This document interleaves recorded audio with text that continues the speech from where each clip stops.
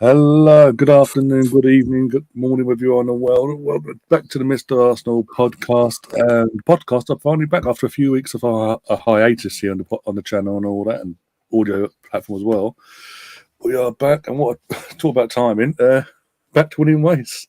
Beat Chelsea obviously midweek last week, and then went up to St James's Park and avenged a few demons from 12 months ago, so they say. And that was the main worry, obviously, that the occasion might get to the players, but obviously they didn't.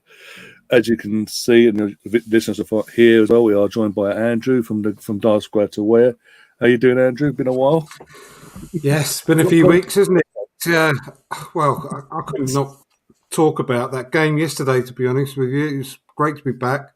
Thanks for having me. And it was just, I think it's the performance of the season. I think it was probably one of the most surprising ones, because no one, even a lot of our fan base, when you look on Twitter and stuff, didn't give us a chance and just expected us to roll over under the atmosphere. And the way we came out on top in the end with a real fighting spirit as well as complete quality on the pitch was just brilliant.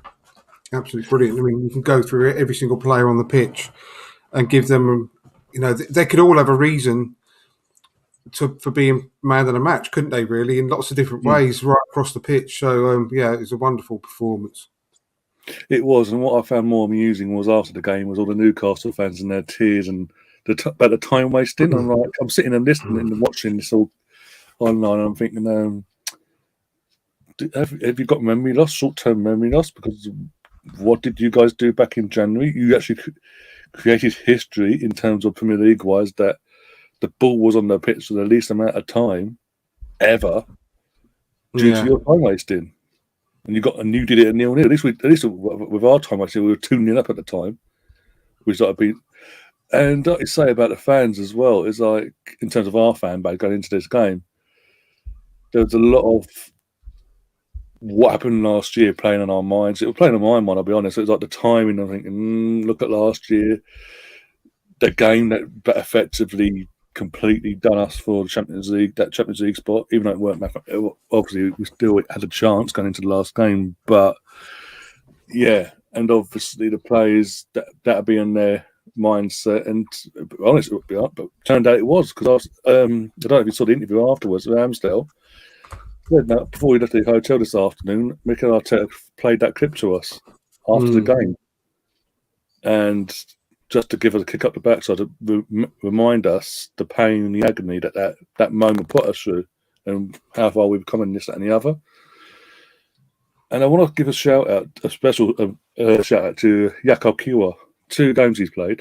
Home debut against Chelsea, I thought he was flawless in the London derby, in the midst of a title race on your home debut. Not an easy game to come into, no matter how poor Chelsea are this season. Let's be honest there. And then yesterday, the intensity of Newcastle, St James's Park.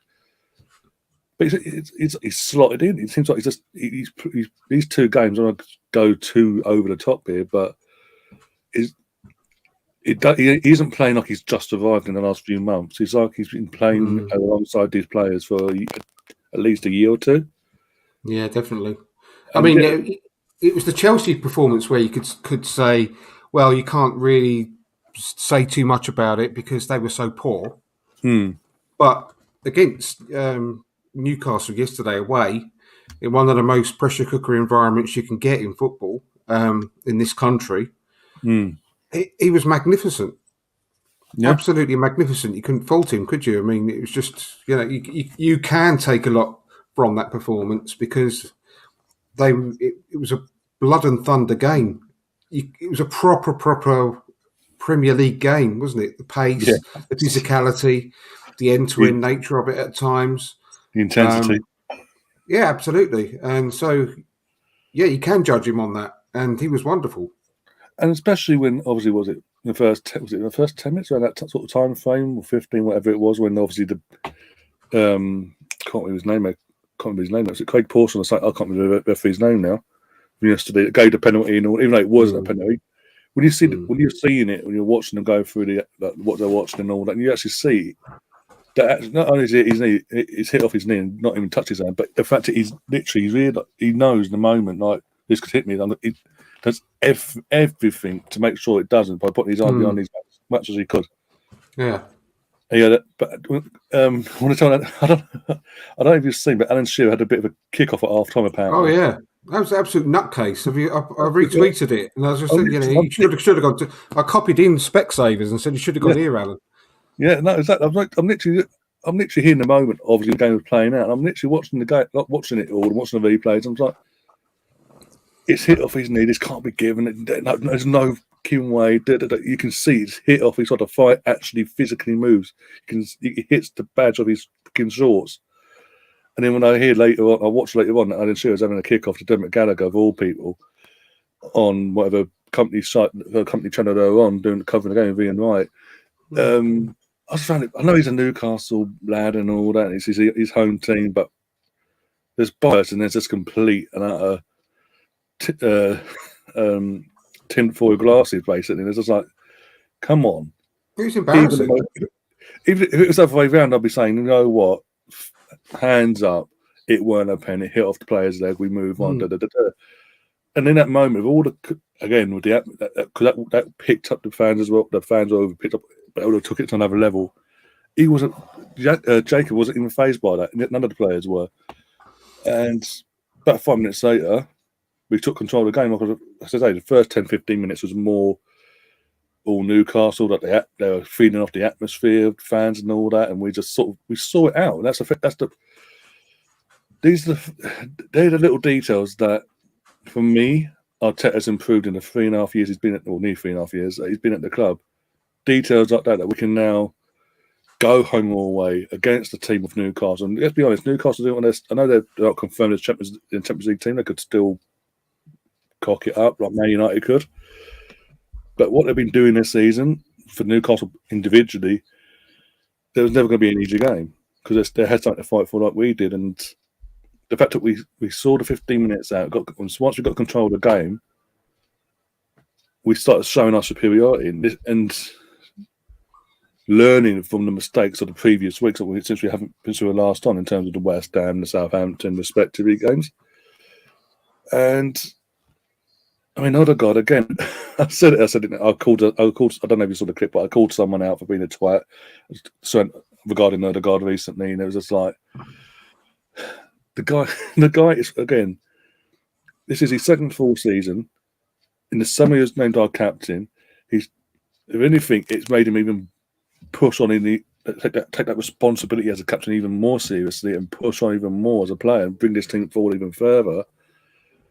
He now holds the record as of yesterday. That goal, the only midfield player to score 15 goals in the season and not be a penalty. Yeah, I know. And that's Premier League history for anyone that's listening as well. That's Premier League history. That it's insane to have that sort of stat. It's even more insane that the people in our fan base, when Odegaard scores against Chelsea, for example, whilst he's celebrating, they're calling him out. It's like, what are you doing? You're meant to be supporters of this great club, and you're there going, oh, what a goal. But what you're doing, touching the bars, you're this, you're that. What the? It's like, it does do my head in. I said this last night. I don't want to get to a full-on rant about it, but it does do my head in. And what high esteem does everyone hold Robert Pires in for the seasons he was scoring that sort of level of goals? Right now, talking about 20, 25 years later, he's quite rightly, he's a legend of the club. And he's right up there with all the records that Pires and Ljungberg were scoring back in those days. What more can he do, other than sort of be scoring the goals that he's scoring and actually... cheers, Tobes. I asked him to make sure it was working all right. And what more could he do as captain of this club than really help us through these periods by scoring these goals? It's just wonderful. And anyone that can criticise anything that he's doing at the moment is that's what the block button's for. That's what it was invented for, basically, isn't it? So, or mute at least. Mute button. It goes mute and block. Yeah. No, it just does my head in because, as I say, it's people had the questions. Even Sam, who, by the way, 6 months before we even brought him in on loan during the lockdown season, was like recommending Arsenal go and get Martin Odegaard. He's a great young player. What he'd bring to us and this, that, and the other. He could be even better than what Ozil done for us, etc. Actually, be more consistent, etc., etc. Anyway, so we brought him on loan. Did all right, and we went that away. Signed him not the last time, the summer before, and in his first full pre-season, whilst in the States, he gets officially named the captain. And everyone's got their doubts because he's only been at the club a year officially and this, that, and the other.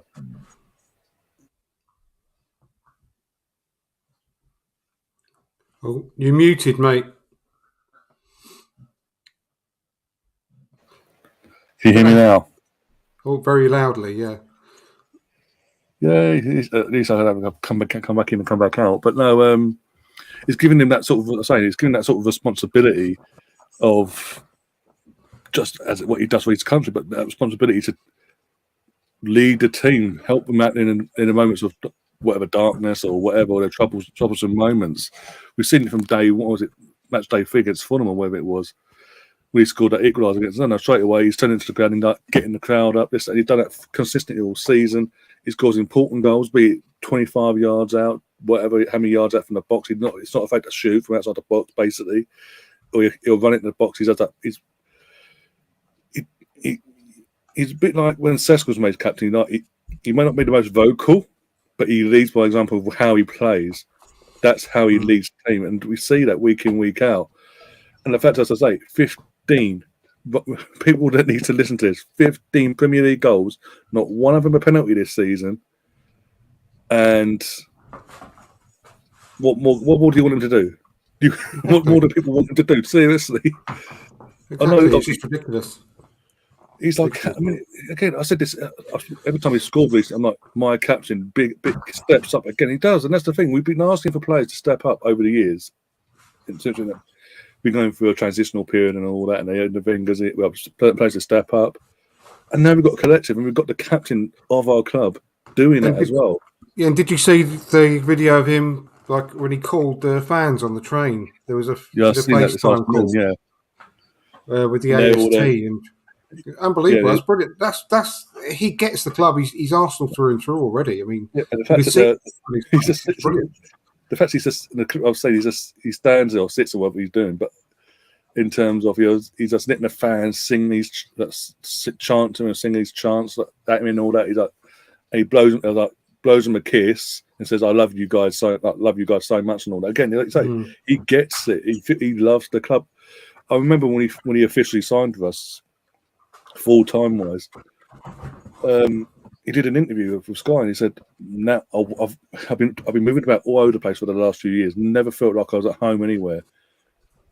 Now I feel like I'm at home." And obviously, a year on, he got given the captaincy. I keep saying that, and the more he's with us, the longer he's been with us, he's improved week by week. And next season, I generally can't wait to see what he's got to give us next season, because he's been doing this obviously when we were at his first full season outside of Europe. This season, the Europa League, like all the other players, they're going to have an extra motivation now because we're back in the Champions League now. One of 8 teams officially qualified for the Champions League group stages, around Europe currently. But it's going to give them a massive boost now. Like, oh, okay, what do we do now? How do we improve ourselves now? Because you don't want to sit back and rely on our laurels and basically just be like, well, we've got to the Champions League now. Let's just sit back and not push again. No, they want to push. They're hungry. No matter what happens these next few weeks in this title race, they're hungry. You can tell the hunger to not just compete, but to win major titles, major honours is there. And I've been saying, obviously, on podcasts with yourself and probably since January, December time, the season in itself and how this team's been assembled over the last few years is very, for me, George Graham-esque. When George Graham first came in, look at the experienced players he himself believed he had to get rid of in terms of Charlie Nicholas, Ricks, etc., get rid of all that, brought in it, and he went to Stoke to bring in Steve Bolden-Dixon, Wimbledon to bring in Winterburn, Perry Groves from Colchester United, Imagine that nowadays, going to Colchester and finding their I striker. know, yeah. Be a meltdown. But I know. again, but bringing in young, hungry players and using the academy as well with our young, hungry players like Kev Campbell, Rocastle, etc., John Merson. And within 3 years, we're out of nowhere, we're competing for a time. We go on to win it, but we made our work of it at one point. But we managed to turn it around when it mattered and get over the line. It's this whole process. I keep saying process, but this whole time. Since it just feels very Jules Graham-esque in terms of both used to play for Arsenal, both who's had the number 8 midfield and etc. They come back to us as a manager, doing similar things, and as I say about the recruitment in terms of recruitment within the club as well. And I don't know, we were competing when no one expected it, especially in this day and age. No one expected it. This season, especially, for me, I've said it was a season two where I was expecting this to happen next season in terms of start challenging and all that. But it's just like I'm just like when you got all these rival fans being all bitter and salty and all that. I'm like, it's a one-off, it's a fluke season. No. Remember, people, this is the youngest team or second youngest team in the league. We're only going to get better as a collective, and we're going to make additions in the summer. No matter who they are, be it Declan, if it's not even Declan, it'll be someone else. We're making additions. We're going to be the Champions League. This team is hungry. The reaction of this team, I said yesterday, the reaction of this team currently after what's happening in the last few weeks in terms of the title race, in terms of the 3 draws and then getting battered by Man City the way we did. We've seen it over the years when the team that's come so close goes, right, well, we're not going to win it now. They've got the ascendancy. We'll just take the foot off the gas now and just go through the motions, get over the line a second, whatever. This team's going, no. If you're going to, I said this yesterday, if Man City are going to win this, we're going to make you work for it. And if you don't and you slip up, we're going to be ready to pounce on you. And I think fixture-wise, a lot of people are saying this is an easy run-in for Man City. They've got Real Madrid this week, Everton midweek. We've just seen them pump. I know Everton. I'm not expecting Everton to pump City, but there could be high confidence there. They've just beaten Brighton as we speak 5-1 this evening, so they're going to go into a bit of confidence there. Then they've got Real Madrid again, and then they've got Chelsea. Then they've got Brighton away, who are competing for a European spot, be it Conference League, Europa League. And Brentford on the last day, who Brentford beat actually this season. It's not easy. They're going to drop. No. I think they're going to drop points, and we just got to be doing our thing and getting over that, and just be ready to pounce if the occasion comes to us. And as I say, what I've seen in the last couple of games since City, especially, gives me that belief that we are going to do that again. That we are ready. We're going to get play. We're just ready. Concentrate on us. Win our games. Obviously, we've got Brighton this Sunday coming. Brighton, Forest, and Wolves, isn't it? We just keep winning our games and see what happens. And again, if we don't win it, we don't win it. But we'll come back. I believe I've been saying it for 6 months now. I believe that we'll go again next season, and we'll go one step further. The hunger's there. But I've been speaking for a while now. Let you come in and get your thoughts on that. Well, yeah, absolutely. Of course, the hunger's there, and of course, we're going to be. This is just beginning. We're going to be challenging for a long time. We keep this crop of players together who are the right age. You know, they're only going to get better. And we're talking about Martin Odegaard, the captain, with his unbelievable season that he's had. In, like I said, 20 years' time, we're going to look back on this season that Martin Odegaard's had and look at it the same way as we do now about Perez 20 years ago. And he's only 24 years old, Martin Odegaard. He's nowhere near his prime yet. Prime years are, between 26 and 28, maybe? Obviously, it varies from player to player, but it's there or thereabouts. 26 to 28 is regarded as prime. How many players have we got that are below that sort of age that are only going to keep improving season on season? But yeah, and I mentioned earlier, I mean, let's going back a little bit to the game that we're here to talk about yesterday. I genuinely think that it was the performance of the season, because even I was obviously quite clearly going into the game with trepidation because of their record at home this season. I think it's only, I mean, we've said before that Anfield's probably a bit overrated, but it's got the reputation across the world of being a very, very intimidating place to play when the fans are on it. When it's not going their way, they're pretty quiet, but when the fans are on it, it's a very intimidating place to play. And I think that St James's Park is probably only second to that, really, or maybe right up there with Anfield. Is one of the most difficult and intimidating places to go in the Premier League. And with the way that they've been performing lately, the goals they've been scoring, being 5-0 up after 21 minutes against that lot down the road, for example, and, a few other games recently where they've been banging in 3s, 4s.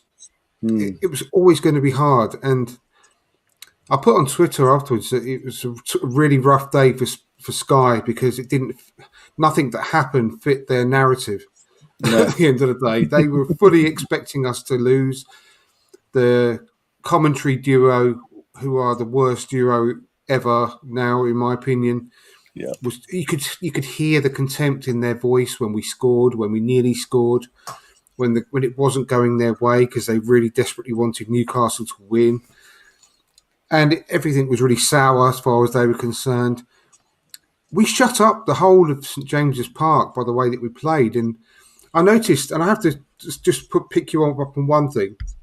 I noticed on your tweet that you did about this show this evening, is that we played them at their game. And I know where you're coming from, and we'll go on to that in a sec, but we didn't play them at their game. They can't play football with us, and that is why they started to resort to thuggery, like kicking us off the park play the whole ball game. I know exactly where you're going from, what you meant. But they can't play our game. They can't play the football that we play, and they can't live with us when we play that kind of football. So that's why it was so brilliant to watch. And I used the words when we played against, I think it was Liverpool. I think it was the podcast I did maybe after Liverpool, where I said I was glowing with pride. And I felt that way yesterday. I just thought none of our players were overawed on the day. They were being kicked to high heaven. They were being fouled all the time. And they never rose to that. They stood up for themselves and didn't cross that line where we were going to be in danger of getting a player sent off or anything like that. We didn't do that. We were so controlled. We were so mature. We forced our game onto them. When things started to sort of maybe start to slip away in the match just for a few minutes, when they got a foothold, we didn't panic. We went straight back into playing our football again. We were playing it out from the back with loads and loads of confidence.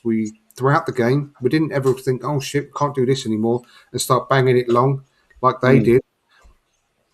I just think it was just the most mature performance so far. And we've learnt that from what's gone on this season. We've learnt to be like this. We're getting better all the time. And that is why it's quite clear that this is not a one-off this season. We're going to be learning even more from this season as each game progresses.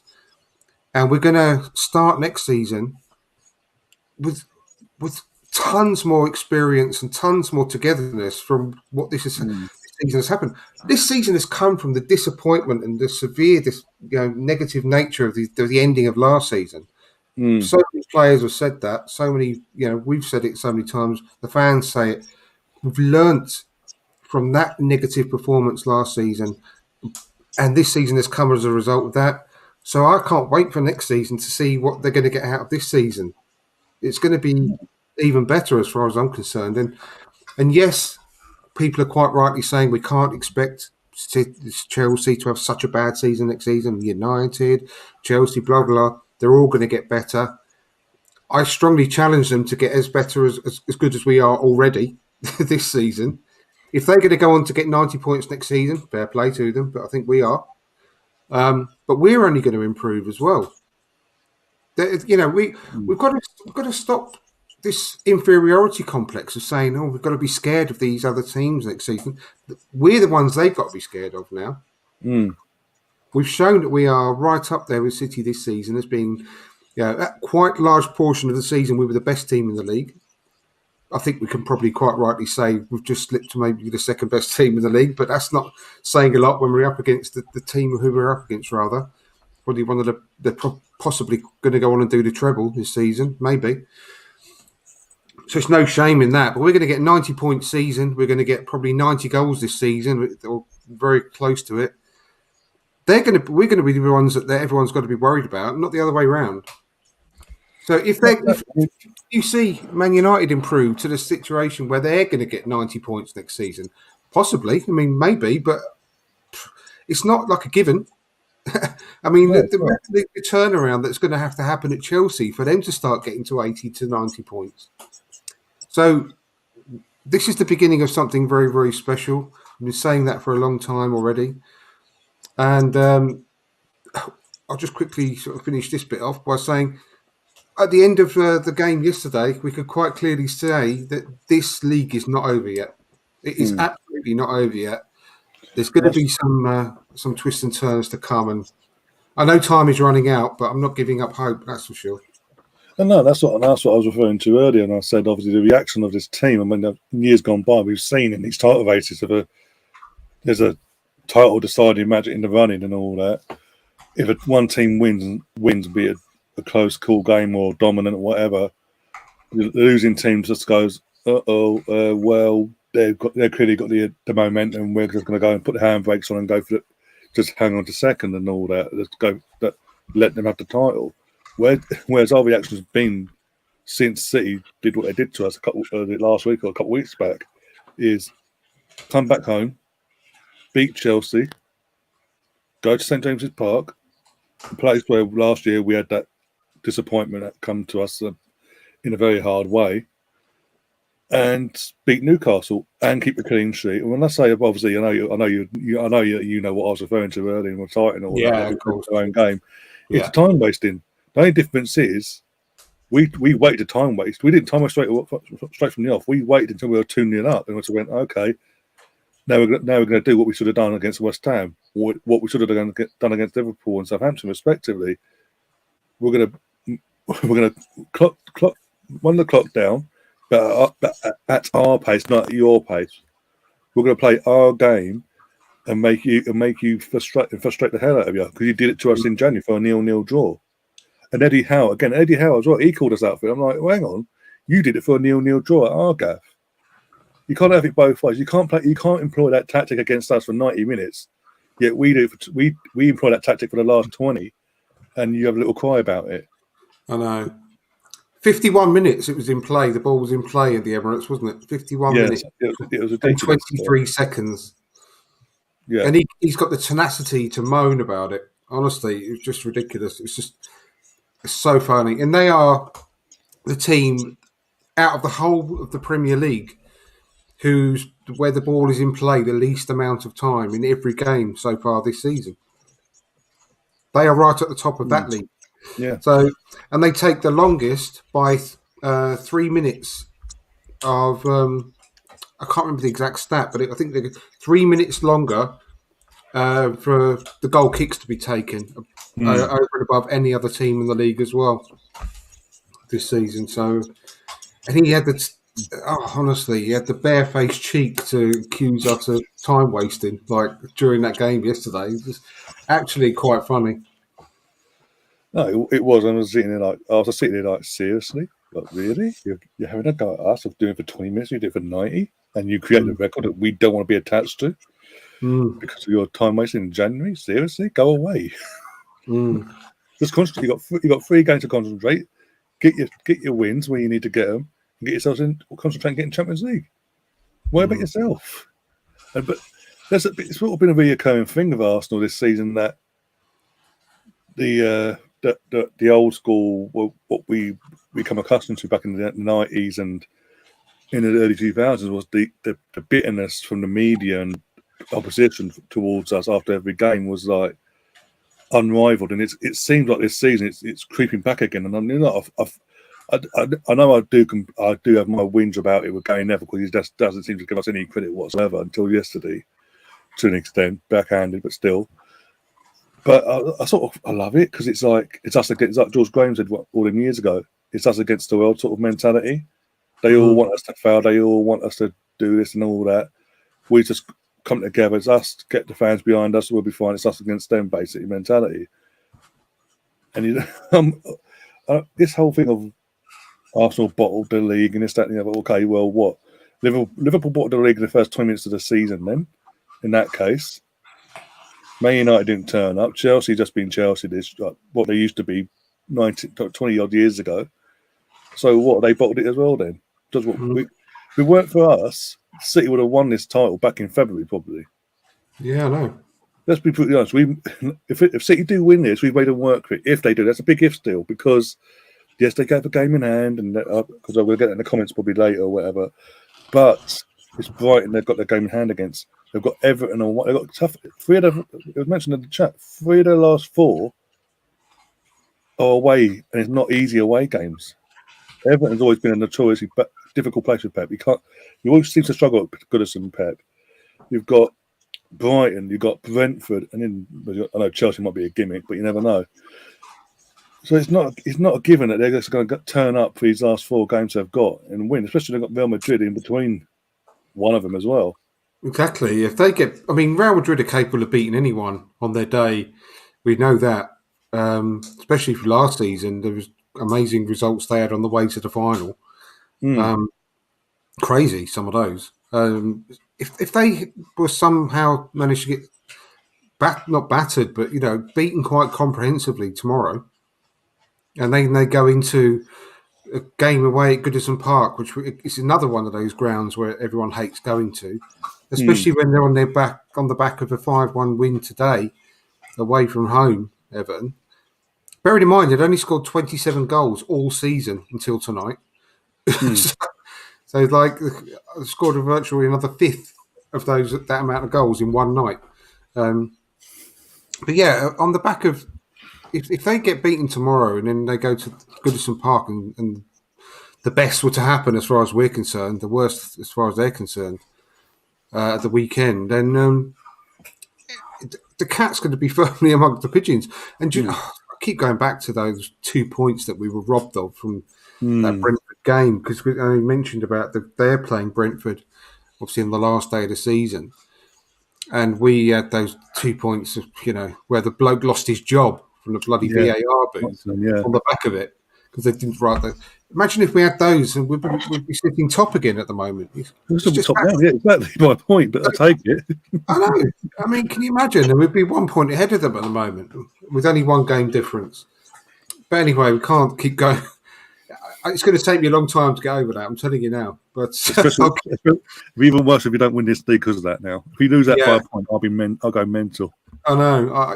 Genuinely, I've said this before, so apologies for people that listen. But it feels like that 91 season when we had the 2 points deducted. That's how I feel because of that decision. But there's still a lot to play for this season. And I said earlier about the game yesterday as well. And you could go through the whole team, and they could all have a case for being the man of the match, really, because of the way that they performed. Kivior was outstanding, as we mentioned earlier. And then I thought another mention to Kieran Tierney when he came on. I thought he was outstanding. Yeah, absolutely. Got to mention Xhaka as well. That run, everyone's replaying the clip on Twitter at the moment where he ran the length of the pitch and he put that incredible block in on Joe Willock. Just shows you what that man is all about. You've got to have a mention for him. He had quite apart from that, the fact that he had such a good game, but also didn't rise to the bait that they were trying to get him to rise to the whole game. They were trying to get him sent off. Obviously, with his reputation. But he was just on the edge without going over it, which is fantastic. Obviously the Nightmare Nemeth there, for those listening, is just put Ramsdale has been amazing as well. Absolutely. He had another incredible game. Some of the saves he made. That one from the header, what a save that was. Christ almighty. We missed those 3 1-on-1s in the first half as well, where we literally could have been completely out of sight. We could have done to them in a way what they did to Spurs. With the goals. I know that they hit the post as well. But yeah, I mean, it was a great game. I mean, people go on about the great game for the neutral. Well, you can tell it was one of those. But yeah, like I was saying before, going through all the performances, I thought there were some really, really outstanding ones. I don't think anyone put in a less than like a 7 or 8 out of 10 on the day. I think that everyone was outstanding. But yeah, going back to Kieran Tierney just quickly, I'll be really, really. I tweeted this earlier today. I'll be so devastated if he does go. I totally understand the situation. He deserves to play every game because he's that good, in my opinion. And the last few games, I mean, I don't think we'll be in. This is a situation that is so difficult to understand, really. But we wouldn't be in the situation in the league where we are now if it wasn't for Zinchenko, because of the way he's come in and transformed the way we play. We wouldn't be able to play the way and be as good as we are in open play without him. But he's been. I mean, I don't mind admitting, he's been getting on my nerves a bit with the defensive mistakes he's been making recently. That's been quite annoying. And I don't think I'm alone in saying that. It's not as if it's like a controversial thing to say, is it? But I'll be honest. I was sitting here yesterday watching the game. Like she said, around just after half time, he started making more mistakes, more so. Yeah. I was like, you know what? Come on, please, Mikel, get Kieran Tierney on. Zinchenko. Yeah. I make the point of when it comes to Zinchenko. I don't want to have a go at him, nothing. But since he got skinned against Liverpool, it led to the equaliser, and we saw in the moment how short he was over that. Yes, defensively, in terms of defensive attributes, he hasn't been the same since. No, and it's like I said, it's been doing my head in a little bit as well. But it does sully the other 97% of the game that he plays in. These little 1 or 2 mistakes here and there. We do obviously only highlight the bad things and not the good things a lot of the time. But we need Kieran Tierney, as far as I'm concerned, to go and challenge on 4 fronts next season. Yeah. We need the strongest possible squad that we can get. And if there's any way of keeping him, we have to keep him, as far as I'm concerned. Yeah, I think also us being in Champions League next season, he's going to be guaranteed more minutes than he would be if it was another Europa League season. I made a point again yesterday when having a discussion with the chat and all that. As in terms of Tierney, obviously, I hope he does. Obviously, I want him to stay and all that. And hopefully, what we've been hearing, obviously, the chats that him and Arteta have been having in privately, and obviously Arteta saying, you're going to get your minutes next season. Obviously, you just needed to. He had a few in. You've got to remember, Tierney he's had a few niggles throughout the season. And obviously, Zinchenko just came in and did what he did, and it was hard to drop him at the time. But we need good backups. We need competition, and at top clubs. And Tierney should notice he's not come from a shit club. Let's be honest. He came from Celtic, a winning club. I know. Yes, I know. I have my thoughts on the SPL, but when you're at a top club, you need competition. You need to be kept on your toes. Otherwise, you get complacent. You make mistakes, and that's why I'm again about this squad in general. I'm happy with this squad because we've got the competition. The Zinchenko and Tierney are keeping each other on their toes. You've got Matt Turner keeping Ramsdale on his toes and vice versa. And obviously, the centre back issue we need to sort out in the summer in terms of just add a couple more additions, just because of fitnesses and things like that. Because obviously, Bob Holding themselves not getting any younger. Tommy Astu is just constantly injured, so every time we go to bring in Ben White, so we need to bring another right back in to keep Ben White on his toes as well. But that's what we're doing now. We're just building an 11 and just going, okay, we've got an 11. You're the rest of you are the squad, and just be happy. No, we're building a proper squad where it's everyone on their toes, keeping on their toes. Everyone's got competition for their places. And I said yesterday, going off topic here because he didn't play yesterday, but Smith Rowe, we're hearing obviously now the last week or so that Mikel Arteta having individual training with Smith Rowe to mould him into Granite's replacement. But they're planning ahead in terms of with Granite and saying, well, we've got Smith Rowe. Instead of losing you, we want to keep you. Have your attributes you currently got, but add a few more and make you even better all-round player. So then, whenever there's an injury to Odegaard and all that, he can drop into that or whatever. Or when Odegaard's playing, he can still get minutes because he'll be playing where currently Granite is. When Granite gets moved on to sit cycle, it's phased out because obviously, again, he's in his 30s, not getting any younger as well.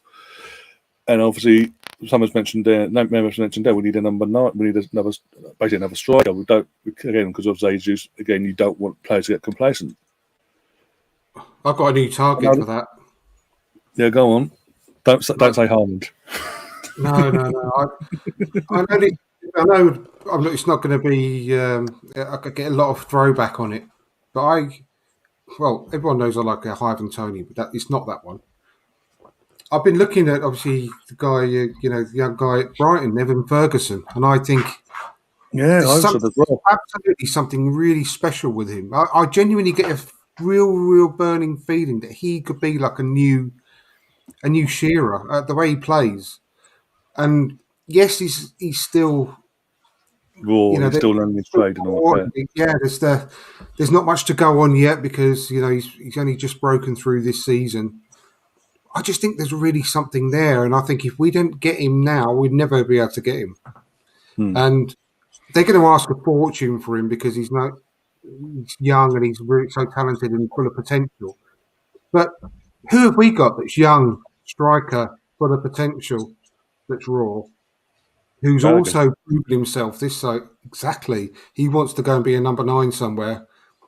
Well, what about using him as a bargaining chip? Why wouldn't he want to go to Brighton? Because they're going to at least be in the Europa League next season, I think. It looks like it's more going, yeah. I mean, hopefully, fingers crossed. I know we had a question earlier about who we think is going to get the top 4, but hopefully, fingers crossed, they get top 4. But I would really like. I know he's raw. I know it'll be a risk, but I'd love us to go for someone like him. I think you can just see sometimes, can't you? You can just see that someone has got that special X factor, that special sauce in their play, and I just think he's really good. I think he'd be worth the punt, and get him now when he is so raw. It'll be expensive. It'll be a bargain in the long run, if you see what I mean. Yeah, and also because he's so young and still developing, you can still mould him mold him quicker and easier to his philosophy, basically. Exactly, he fits the mould for regards age, profile, nationality. I know he's plays for Ireland, but British, basically, yeah. Sort of. Yeah. It's close enough to home. Put it that British way. Irish, there you go. Anyone don't want to offend anyone. Actually, gone to the other side of the line. Exactly. Well, he's close enough to home to actually fit in. Put it that way. Yeah.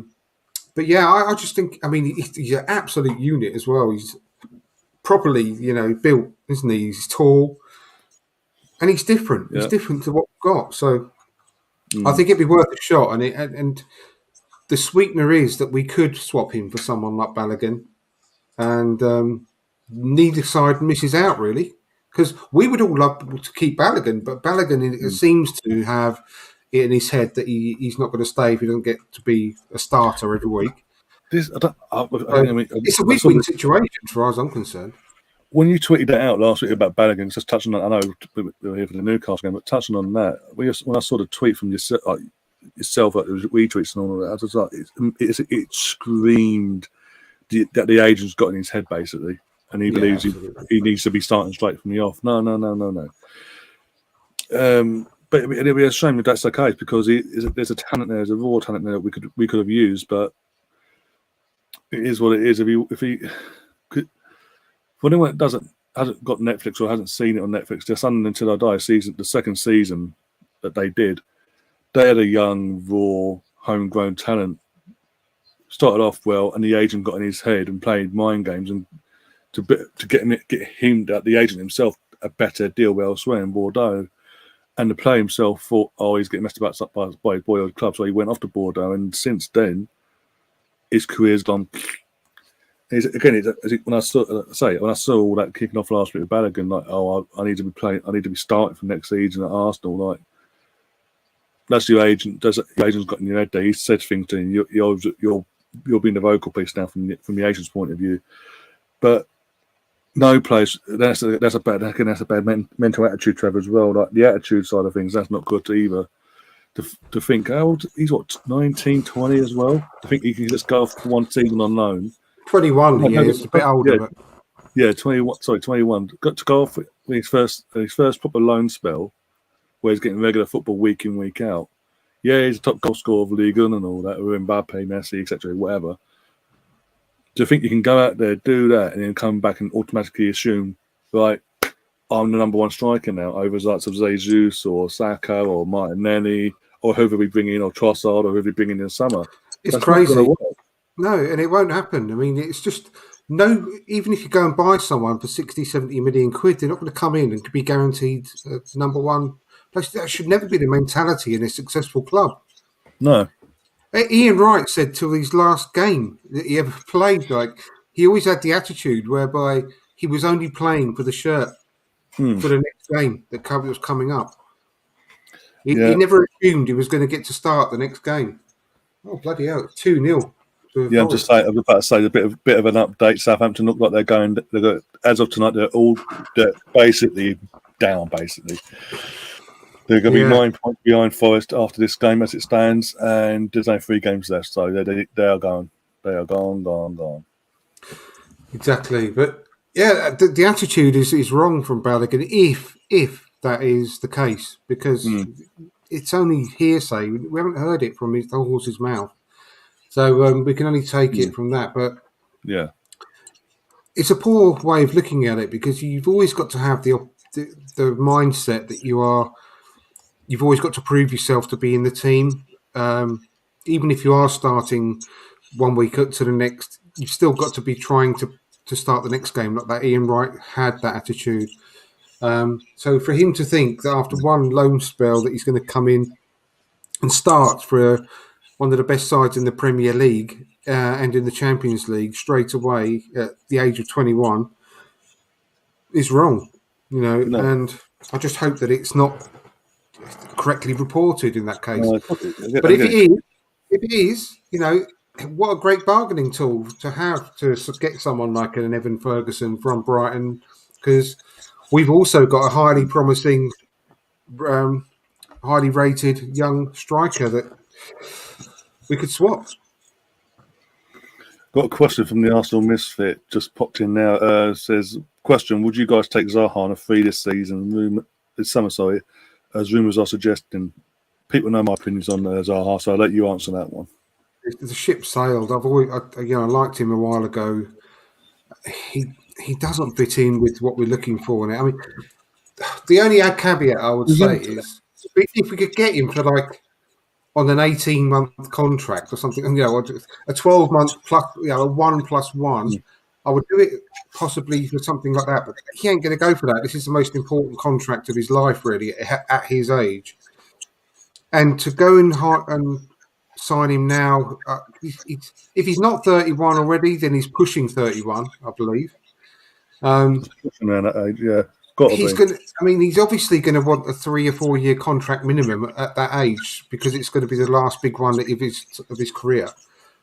I just wouldn't do it for that, because we've been burnt so many times in the past. And however much I think he's a good player, I don't think he's the player that we need to go and help us win the Champions League, which is what we've got to build for. People laugh at that, but that's what we've got to build for now.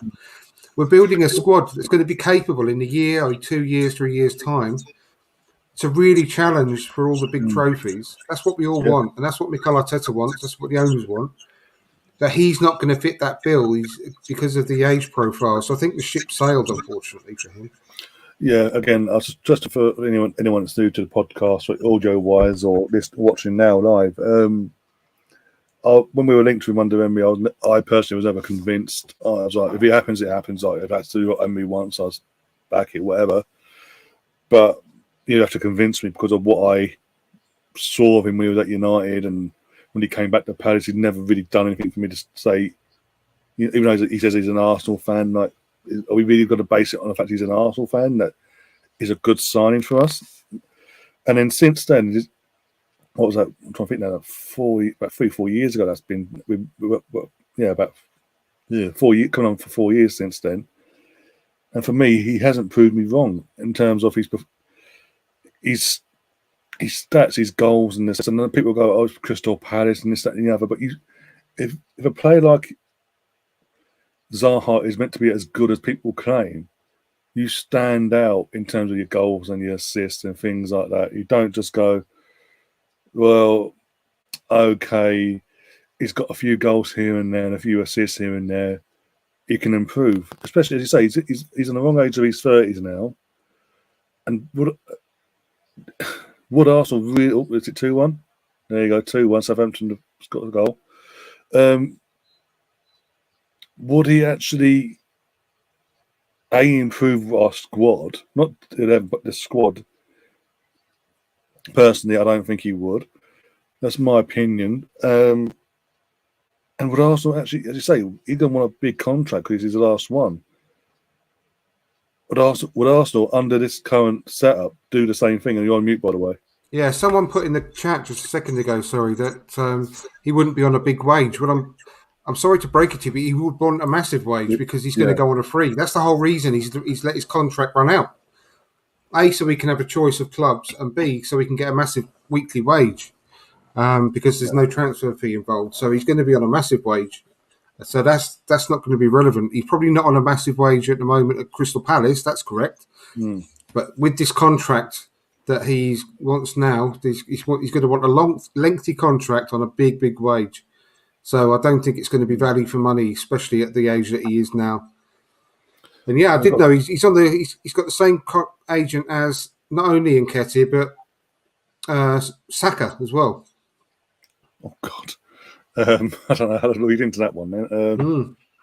Yeah, and I've always like Emerson Alan Cozier, for those that are listening on audio, has put on the Balogun debate. Did you both know that he has the same agent as Nketiah, and Tony will be ideal as my choice, and Balogun goes to Brentford as in the current under-21. No one will come through. I've always liked Tony. I don't know whether you obviously know that, anyone that's listened to it before, but the only thing that worries me with him now as well is this ban hanging over his head. Potential ban, yeah. Yeah, I mean, he's admitted to all the errors, so there is going to be a ban. Just depends how long it's going to be. So it could be like 20 games. So as Poznan, in my pants said on the Arsenal Vision podcast, he would be a gamble. Quite literally. No pun intended. Yeah, exactly. It made me laugh. But yeah, it would be a big gamble. But I've always liked him as a player. I think he'd fit in really, really well. I think this will send Spurs into a meltdown if this happened, if he came back home. Yeah. For the listeners that were listening to this later on, after the Nightman Nemeth has popped in and he's put Harry Kane will come to us on a free. As I said, if that happens, that's Sol Campbell 2.0, and that'll kill him. I know, yeah. People would think I'm stupid for saying this, but I wouldn't want him. Again, he's what? Again, he's in his 30s. I know people think, he's one of the greatest goal scorers Premier League's ever seen. Blah blah blah blah blah. But again, where's the trophies? Again, it's his age problem as well. He's always had glass ankles. He's had a good run of it lately without getting badly injured. But remember, there was always a stage where he's out for several weeks or months every single season because of his ankles. That's going to happen at some point again because he's only getting older. And again, can you imagine what if he came on a free? The wages he would want for any team just be ridiculous. And he's tainted. He's so badly tainted. He would stink the place out with Spursiness. And God, no. I don't know. But yeah, back to the go back to the game. Obviously, Martinelli started as well. He got it wasn't a goal; it was a cross. He just offshore, and sort of an assist, basically. So call it an assist. Yeah, if the guy didn't get a toe on the end of it, it would have gone through to Erdegaard, who was completely open for a tap-in at the back post. So he had to get his foot on it. Again, after Chelsea was dropped and Trossard started, and obviously he started. So it's a lot of, I won't say pressure on him to put in a performance, but he stepped up. The fact that he was dropped midweek against Chelsea sort of got a reaction out of him. And again, I like that because again, it's just like the players are like, you know what, we do have to perform, otherwise we've got this one behind us or that one or that one. People mentioned, I mentioned in the chat as well, Saka. I mean, that's a position we need to address in the summer in terms of a backup, at least someone there to keep alongside him, not just to keep competition-wise, but come this point of the season, we're not running him to the ground. But with Martinelli, at least with Martinelli, we've got a Trossard, we've got a Smith Rowe and all that. But Martinelli, for me, before we get onto the Saka situation, Martinelli was, again, phenomenal yesterday. He looked threatening every time. The point was, it half hour into the game, the first half, and he's getting into scraps with Trippier, like really aggravating Trippier. And I was just like, yes, come on, yes. The Arsenal with me, and then obviously him being ex-Tottenham, I was like, yes, come on, get him sent off. And it's just like, he's like, okay, let's keep going, And it's brilliant. And the fact he's not afraid to get the ball and just run with it. Even now, it's brilliant. I don't know what you want to add to that, but yeah.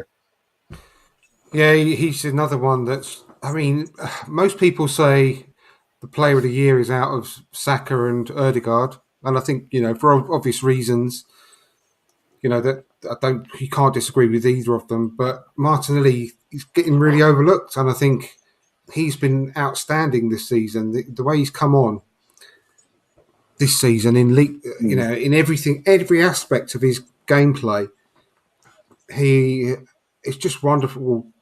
We're so lucky to have him. And I think that every game he plays at the moment, he is affecting the game in real positive ways. Not only just through, the goals he's been scoring this season, assists, but his overall defending as well from the front, and his unrelenting way that he presses throughout the entire game, whether it's the 86th minute, the 96th minute, or the 6th minute. He's just full of energy, and I don't know where we'd be without him this season. I think his performances have been so overlooked in lots of ways. Arsenal fans obviously rate him very highly, but I still think he's very underrated as a player overall. I just think he's going, again, his age, he's still 21 years old. Same as Saka. It's just brilliant. Absolutely brilliant what he's been bringing to the team. And I know that it was only, I can't remember exactly how long. It wasn't too long ago that he signed a new deal. But if I was the club, I'd probably be looking at it again at the moment this summer to see what we can do there. Because we all could do with just that little bit more confidence that the club is signing down our superstars to longer term contracts. Would anyone complain if we did one of those Chelsea contracts with Saka or Martinelli or something like that to keep it for 6, 7, 8 years? I don't think any of us would actually complain at the moment. But yeah, and going on to what's in the chat as well about Reece Nelson. I can't remember who it was that said, I think Reece Nelson needs to stay. I know Andrew said that, but someone else said it before, saying that they want Reece Nelson to stay. I couldn't agree more as well. Yeah. Could he be the answer to the Saka situation as well? Well, do you know what? I think he really could be. I think anyone that we buy is going to be a risk as well, because they are more than likely going to be new to the Premier League. Unless you go for someone like a Rafinha. Was that another goal? No. Yeah, unless we go for someone like a Rafinha, who's obviously been in the Premier League before with Leeds. They're going to be relatively unproven again. And I don't know what else Reece Nelson has to do with the minutes that he's had this season to show that he is a Premier League player. And we're not going to get, for all of the will in the world, we're not going to get another player that is as good as a minimum, to Saka, that is going to be happy to play the role as second fiddle to Saka. I don't know if I put that very well into words, but hopefully you get what I mean. If someone's going to come into the team and join us, they know that they're going to be Saka's understudy. So we're going to be very, very lucky to get someone that comes in and is happy to be that way. Reece would be, I think. And I think Reece is confident enough to know that whenever he gets his chance, he will take it. And he's done that this season in spades. I think he's still probably got better stats than players who've come in for massive money, like Anthony and he's Mudryk obviously as well. I would love him to stay. I really would, even if he only stayed for another year or two. I still think it'll be a criminal offence to let him go for free after the service he's given the club since the age of 7 or 8. To let the player of that quality walk out for free, although it's not just down to us. Obviously, it's been his side as well. Yeah, we're not just going to let him walk out for free. Obviously, circumstances have come to this effect, but we should do everything we can to try and avoid that happening. And like I say, even if we end up selling him in a year, 18 months, 2 years' time, we can get some good money for him, because we should cover ourselves with that. And but I do think that he has the quality to back up Bukayo Saka. And obviously he's part of the family. He's part of the furniture. He knows the club. Right, so he's been with the club for so many years. It's in his heart. It's in his DNA. He will do everything he can to help us in the situations. You know that he would, because he will play like the fan that he is. But I would be really disappointed to see him leave for free. And I know that, it's a lot of people say as well, you need to be able to let go of the players that you'd like on occasions for the benefit of the club, so we can improve, so we can get better. And people refer to players like, Rob Holding and things like that, because we all like him, but we've got to let go. Reece is a different situation completely, because I do think he's really got the talent as well to actually do the business in Europe, as well as the Premier League. He's not just like at the club because of sentiment. I do think he's got the quality as well. So, fingers crossed we get some good news as far as he's concerned, because we all thought, let's face it, Eddie was out the door last summer and he ended up signing a deal. So let's hope the same thing happens as well. Well, also from what we're hearing in the last few days, obviously mainly from Fabrizio Romano and all that, and saying, yes, he's got offers and all that. He acknowledges he's got offers from elsewhere in up and down the country and around Europe. But he's first and foremost, he'd rather stay at the club, and that I love to hear that. That in fact, if he has got all these options, that no, I want to stay here, and even though the first round of negotiations apparently hasn't gone too well, he's still saying to his agent and the club, like, not agreeing to this yet, but can we come back with a compromise somewhere along the line? He's willing to negotiate still. He's not like, it's one offer, off we go, let's move on. I'm going to go somewhere else now. He said he turned down the first offer. It doesn't mean he's turned down the offer of a contract flatly, is he? He's just turned down the first offer. Yeah, we've got to go back to the table with him. Exactly. That's what I'm saying. And the fact that he's coming out that staying at Arsenal is his main priority. Of all the offers he's possibly got, doesn't that speak volumes? After everything he's been through, since he's broke through as well, all the loans to Leipzig, Hoffenheim,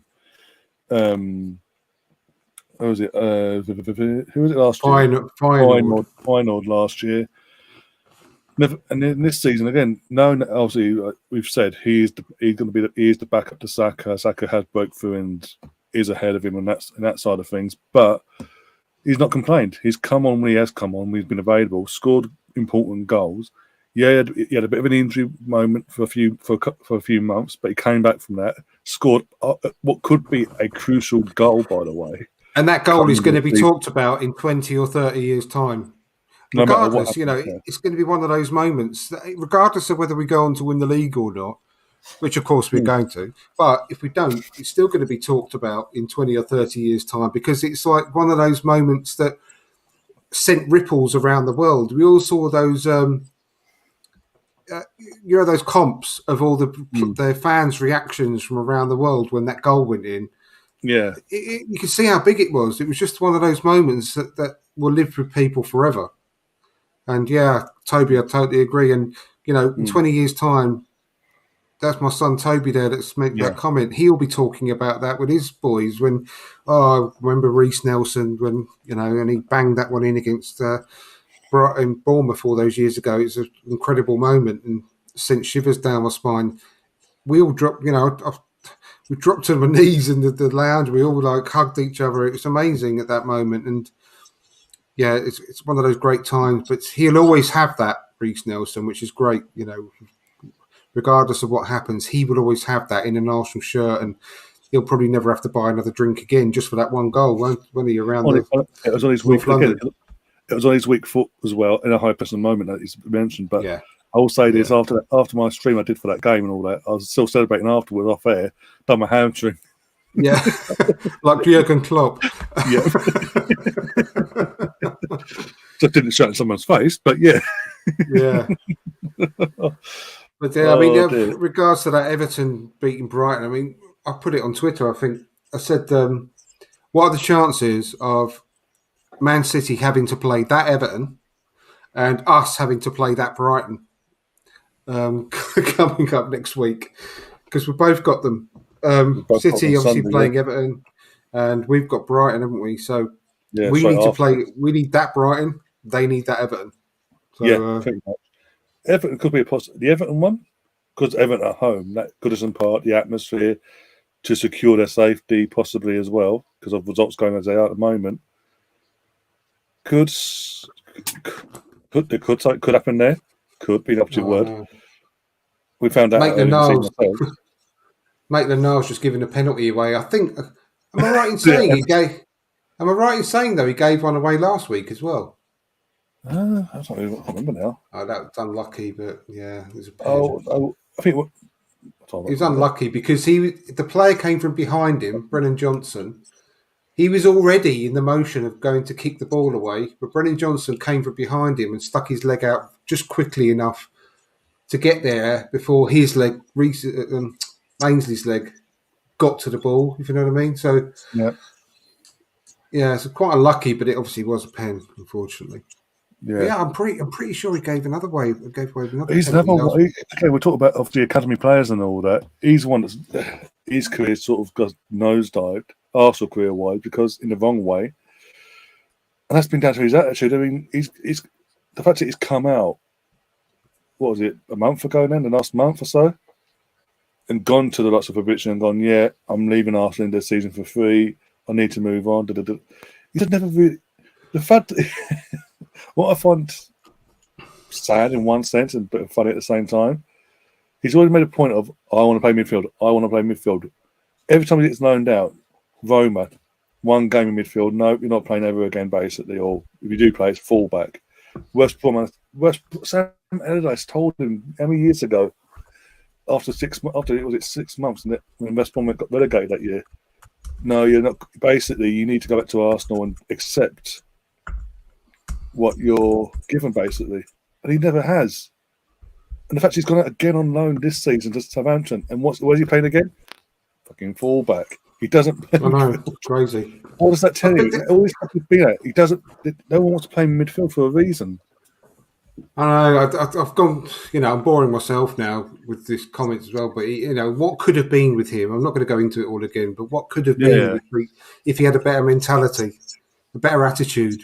He could have been perfect for this team because he's got the talent to play the role that Ben White is playing easily. We might not have even bought Ben White if he had the right mentality and attitude. But hey ho, I'm not going to go into it any more than that. But I'm just saying, it's just as that all happens, thinking that's one that's got away in terms of, but it's of his own doing though. Yeah, absolutely. He's got no one to blame but himself. If his career is going to take a nosedive big time, who's going to buy him now for any kind of money? I mean, he's obviously going to be leaving us for free in the summer, which is another reason why we can't let Reece go on a free as well, because that's another academy graduate that's going out for free. But yeah, it's a nightmare. But also, with Ainsley, there's a clear attitude situation. No matter where he is, he's never happy. Basically, he's always got something to think about.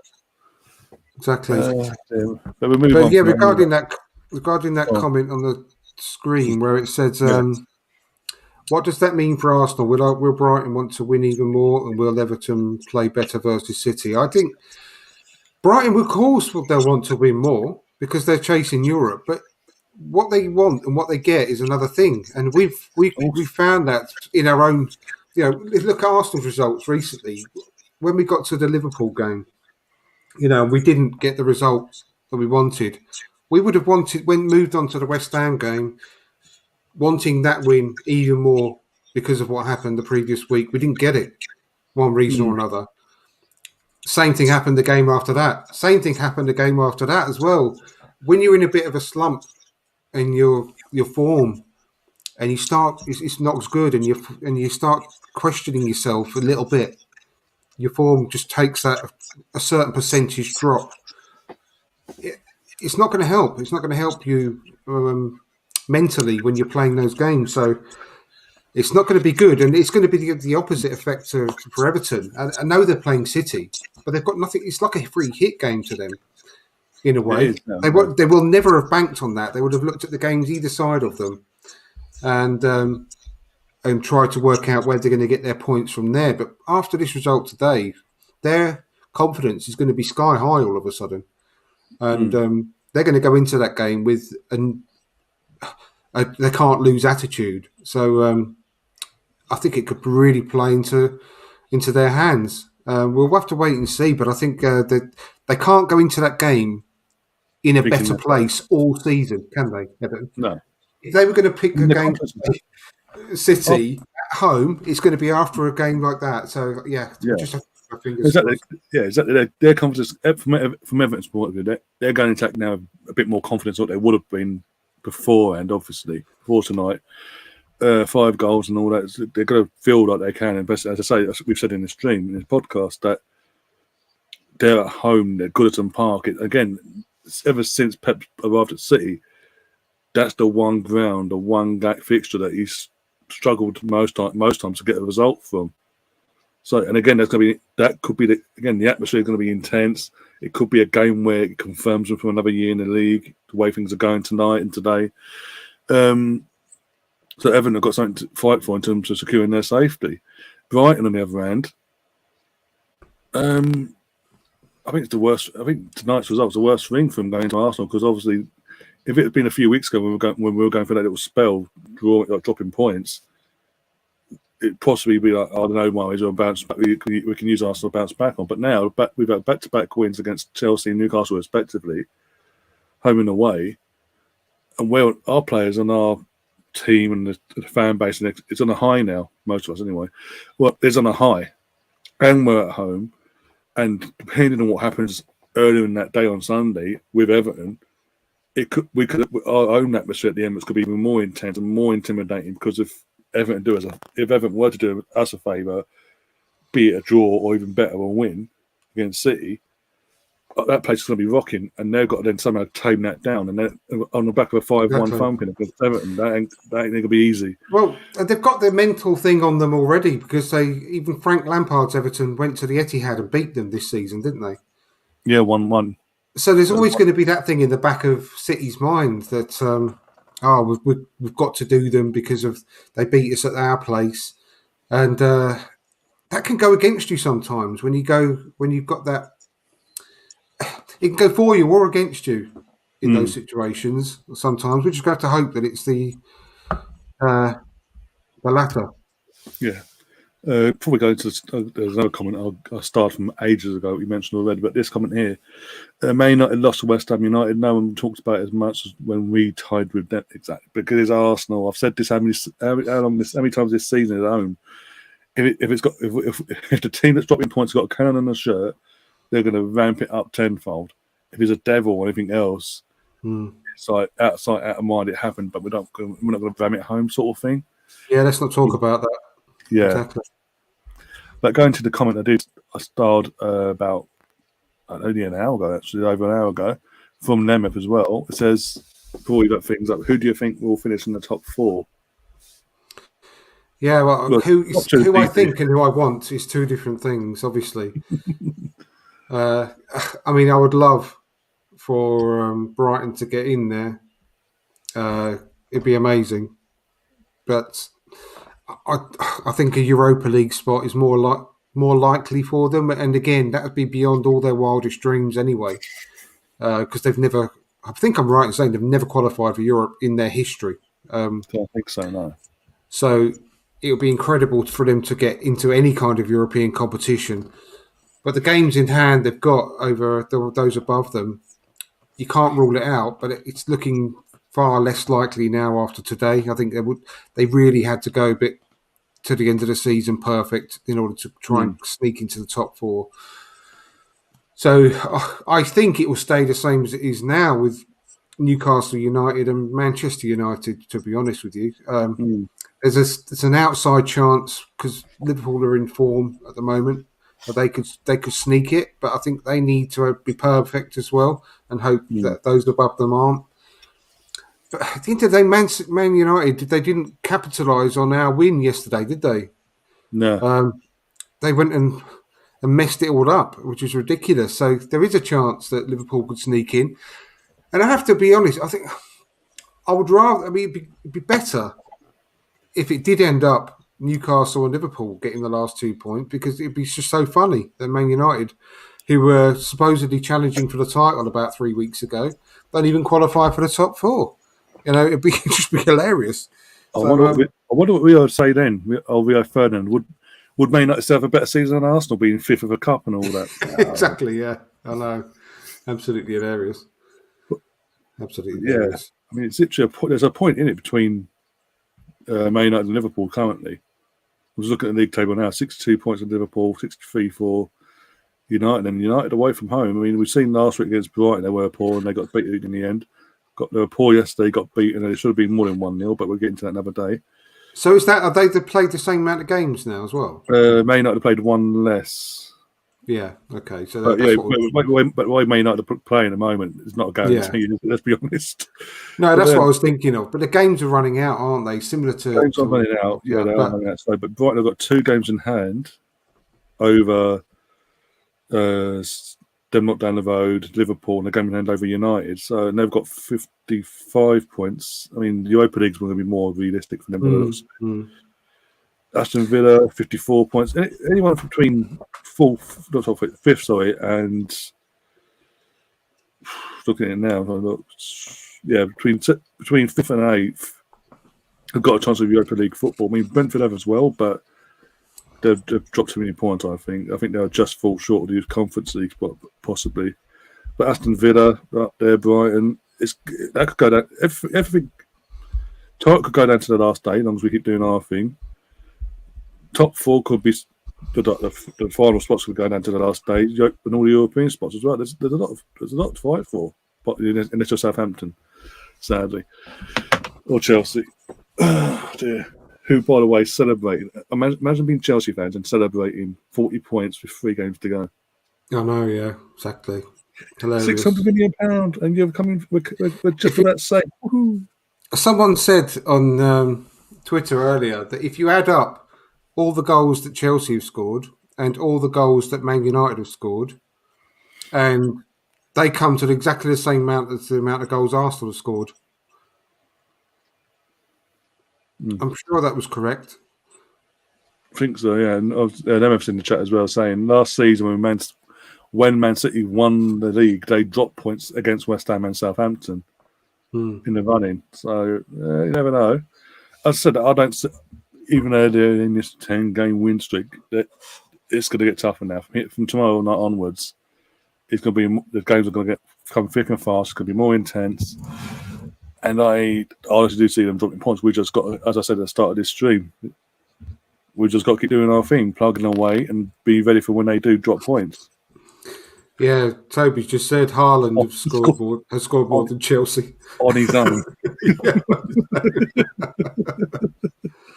That's And a look good how much they point. spent compared to how much he's worth.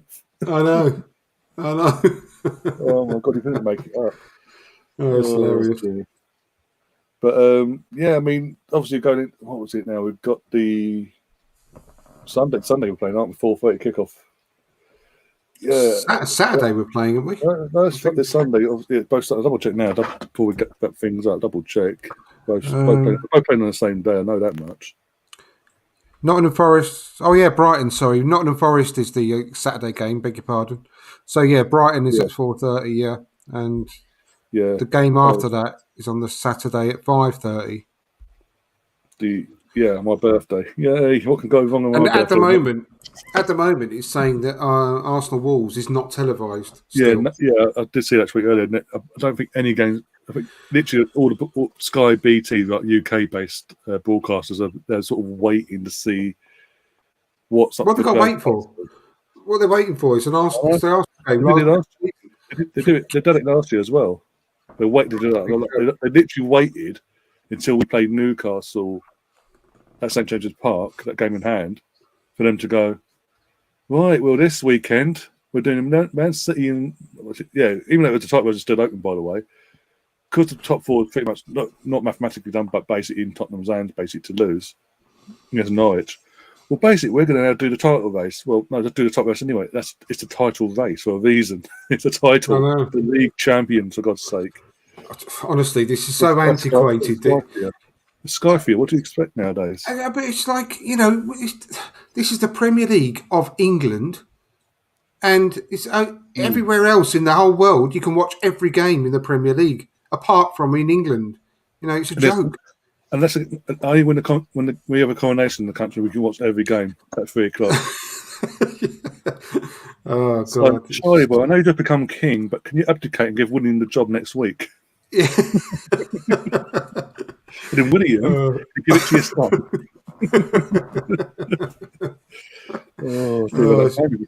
It's just so antiquated, though. You should be able to watch, as a football fan, all of your team's games on TV, regardless. No matter where you live in the world as well. It's bizarre. The amount of, again, in the UK, the amount of money, the amount of subscriptions you've got to pay, BT, as it stands, going up there. I think they're joint forces with another channel now. They're rebranding in the summer or whatever. But you've got them, you've got Sky, you've got Amazon, obviously, they've got their deal. And you've got the likes of, what was it, DAZN and bloody Apple and Netflix wanting to try and get involved in it all. And try and get the Premier League just need to do it themselves, don't they? Why the hell they can't do it themselves? All the technology is there. Just have a Premier League TV, so you can have 1+1 subscription, one season ticket, they can call it, for your own team, and that's it. Yeah. Or pay a little bit more, and it gives you access to all the games you want to watch. Yeah. Across the whole Premier League. Basically, like you say, basically like their own thing, Premier League TV or whatever they want to call it, but it's their own product, and have two different setups. One being, if you want to watch your own team, just your own team, every home and away game, this is how it's £1 per game, sort of, basically, like whatever that is. So £38, right? £1 per game, £38. Or if you want to watch every other team for £2 extra as well, that's the option as well for 40 for a whole season. Exactly. I mean, I'd be happy. I think most people would be happy to pay more than that if you were to get a good quality stream every single week, guaranteed. Like if you watch on Amazon now, you're going to get a great stream. You're going to get You're going to get good pundits on there. Whatever. I mean, you could quite happily pay a £5, or a £5 at least per game, maybe £6.99, £7 or something for each of your team's games. Because you spread that out across the whole of the season, it's nothing, and everyone would be quite happy to do that. It will cut out all of the pirate, streams, pirate streamers and all everything like that. You wouldn't have to worry about that, and you pay it legally, and then you can say, a tenner a week, whatever, gives you access to all of the games that you want to watch. That don't clash with yours, whatever. But and they'll make more money eventually, I reckon, because how many players, how many fans rather across the country have cancelled all their subscriptions and they're just watching it illegally? No, exactly. Even was it, well, we'll probably get to another podcast later on down the line. But obviously the new membership system, but they're now rolling out Arsenal rolling out. There've been a lot of complaints about that, but we'll get into that another thing. But basically, yeah, keep. I'm not happy with the fact that they're keeping the price of the memberships the same, but they've taken away already. They've already taken away the membership packages as of last summer. Unless you're a junior gunner, everyone else has lost their they don't get a free membership pack anymore. And now, because of touts and then not wanting to do anything else, they've decided to make as of next season every home game a bloody ballot system. It's basically you apply, and it's basically handpicked lottery, but the price stays the same. I'm not a fan of that. We're getting less for our money on that side of things. Arsenal needs to sort themselves out on that. But going back to streaming, yeah, I mean the amount of times we've done this season, 3 o'clock kickoffs, and it's like no matter what stream you watch, you're always going to be behind on someone, or it cuts out the most crucial moment. You've been told there's a goal coming, and as soon as it stops, and you're like, and you miss everything. As like a Bournemouth game was one for me, where it's literally every 2-3 minutes, like, oh, okay, then stop. Stop. So with half hour go, I was like, okay, you know what? Sky Sports News, Paul Merson's covering it. You're my eyes and ears. Off you go. Because I was just like, I can't be after the stress of literally just missing everything and being like, I've got to watch the match of the day. Because I can't. No, that's what doing my head in. But that's another option the Premier League need to look at, that they do it themselves. I mean, the product itself is at the highest level it's going to be at. It's only going to get stronger, so why not do it in-house? Why go to someone like Sky, where not just Arsenal fans, but fans in general don't like what we're given, basically, in terms of the commentating, the punditry. It's so one-sided towards a certain team in Liverpool.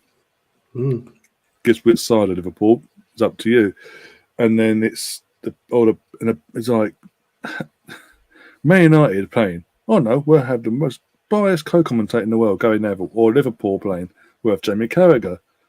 It's not. And Martin Tyler, I mean, his enthusiasm's clearly gone for the game. You can tell he's commentating games is like, honestly, he's a bitter and twisted old man he is now. He's just well past it. Yeah, he needs to step down and just bring in Peter Drury. Yep. I've said this again. He did the commentary for the Americans yesterday with Deep Dixon. He won't find anyone better. And the fact that ITV let him was ITV let him go initially? They're idiots. I know. But it is what it is. But yeah, we are going to wrap things up, guys, because I've been going for nearly an hour and a half. Obviously, we've got to get ourselves sorted out. And prepare. Well, I've got to mentally prepare myself for midweek. Obviously, Wednesday night, big game in the WSL. Brighton at home to Arsenal. One of our games in hand. If we win, back in the top 3, not even top 4, top 3 for the Champions League spots, because Liverpool women's team beat Man City yesterday 2-1. And we've got 2 games in hand over Man City, so that's fantastic. All we have to do tomorrow is win, Wednesday and win, and we're back in our hands basically with a few games to spare. Yay! But yeah, thanks, Andrew. What have you got coming up on your podcast between now and the end of the season? Nothing at the moment. I'm just ticking along, doing these joint shows with you at the moment, which is working out all right for me. So we're just going to carry on doing that from time to time, mate. It's really enjoyable, and yeah, thanks again for your time once again, and thanks to everyone in the chat. It's been really, really good. Yeah. And that's thanks to both from everyone in the chat from both my channel, regulars on my channel, and over on Randall's channel as well. Toby, obviously, really get interaction in the chat as well with a few of his comments as well. Yeah, the audio for this will be out in about half hour or so, depending on how long the download takes tonight. But keep an eye out for that. And yeah, in terms of for me on this channel, as I say, nothing planned for tomorrow. I'm not doing Man City Madrid. I can't. I've had enough of I've had enough doing Man City coverage to last me a lifetime. I've got bad enough. I'm about to do back-to-back games on Sunday. But So yeah, I'll be back on Wednesday for the WSL game against Brighton. Hope the girls bounce back for another win as well. Keep the run going and keep the faith alive. And then trying to think. Then Friday, probably do a podcast Friday, getting ready for the weekend. Match of the day on Saturday, and then Arsenal versus Brighton, 4:00 go live, 4:30 kickoff. Hopefully, in between that, Everton can do us a massive favour and take something from Man City and give us something. I've said though, in terms of between for a few weeks now, if come the full-time whistle we were top after Brighton, I'll be like, bang, it's ours, it's basically ours. But obviously, you never know. But my confidence will be like, hey, compared to what it has been for the last couple of weeks. Just finish off with Toby's comments. Say it's quite funny. Did you know that since Mo Salah signed for Liverpool, he's had more yellow cards for taking his shirt off celebrating than Man United have goals at Anfield? That surprised me, let's be honest. That's quite funny. Anyway. But Rio Ferdinand said Man United are back and Man United are having a better season than Arsenal. Okay, yeah, that's why we're pushing the best team in the country in Europe. Oh man, Gary Neville was saying basically had a tweet out blaming it on the Glazers, as he always does when things go bad. Yeah. And then Jamie Carragher retweeted it and said, "Yeah, because of course it's the Glazers' fault that they play Wout Weghorst at number 10." Yeah. It's the Glazers' fault that David De Gea can't save a simple shot. It's the Glazers' fault that they pay 86 million for Anthony and he can't hit a cow's arse with a banjo. But yeah. Emerson, no problem. Yeah, if anyone want to go over the Cannon Fodder TV and find Andrew's show on Thursday, go and check that out as well. Got old school Gunner in the chat as well. Go and check out his channel as well. Ryan, do the Everton City. Oh my God, I'll be dead. It's back to back, guys. I have to think about it. I'll let you guys know. Don't put yourself through it. Nemec. Oh dear. Depending on how it goes, it's like something happens. I'll come on and be like, let's go. But anyway, as I say, busy week ahead. Obviously, do subscribe if you haven't already to the channel. If you want to listen back on, if you miss any of the show, want to listen to it back on the go. It's on all the audio platforms: Anchor, Spotify, Google Podcasts, Apple Podcasts, all other audio platforms as well, from mine and Andrew's respective audio platforms. Thanks again, Andrew, and for everyone in the chat. And as always, up the Arsenal and see you soon. Come on, you Gunners. Come on, you Gunners.